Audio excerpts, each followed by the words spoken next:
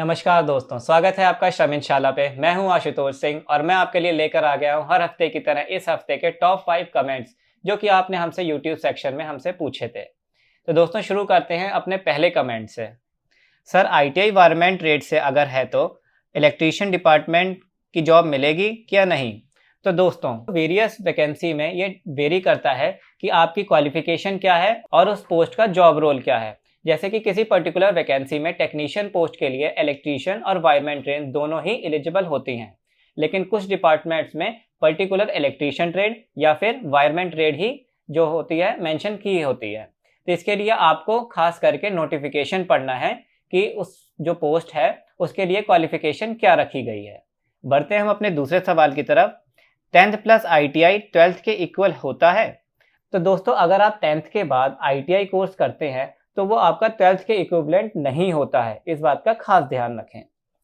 हमारा तीसरा क्वेश्चन है, सर आईटीआई और पॉलिटेक्निक एक साथ कर सकते हैं या नहीं? Please reply.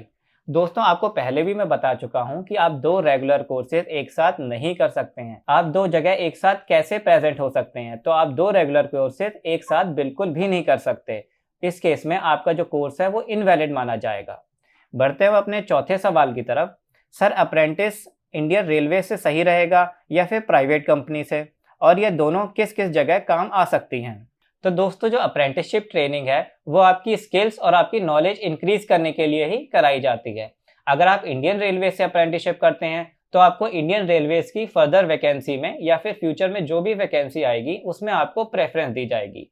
इसके साथ ही अगर आप किसी प्राइवेट कंपनी से अगर अप्रेंटिसशिप ट्रेनिंग करते हैं तो अगर आपको परमानेंट बेसिस पे वो रखना चाहें तो आपको फर्स्ट प्रेफरेंस उस कंपनी में दी जाएगी। बढ़ते हैं हम आज के पांचवें और आखिरी सवाल की तरफ। एनसीवीटी बोर्ड नेम क्या है?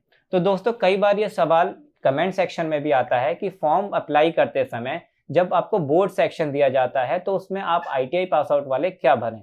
तो दोस्तों जब आपको बोर्ड सेक्शन में फिल करना होता है उसमें आपको एनसीवीटी या एससीवीटी फिल करना होता है।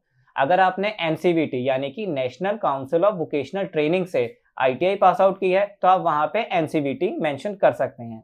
इसके अलावा अगर आपका एससीवीटी है यानी कि state council of vocational training, अगर आपने एससीवीटी से आईटीआई पास आउट की है तो उस बोर्ड सेक्शन में आपको जो है एससीवीटी मेंशन करना होगा। तो दोस्तों ये थे हमारे इस हफ्ते के टॉप 5 कमेंट जो कि आपने हमसे पूछे थे। इसके अलावा भी अगर आपकी कोई क्वेरी हो या फिर कोई क्वेश्चन हो तो आप हमें कमेंट सेक्शन में ज़रूर बताएं। और अगर आप आईटीआई और डिप्लोमा पास आउट हैं तो www.shramin.app पे ज़रूर विजिट करें। आपके लिए ढेर सारी नौकरियां वहां इंतज़ार कर रही हैं। ये वीडियो अगर आपको पसंद आई हो तो इस वीडियो को लाइक करना और चैनल को सब्सक्राइब करना ना भूलें। और हाँ दोस्तों, Shramin.app का लिंक आपको डिस्क्रिप्शन बॉक्स में भी मेंशन कर दिया गया है। धन्यवाद।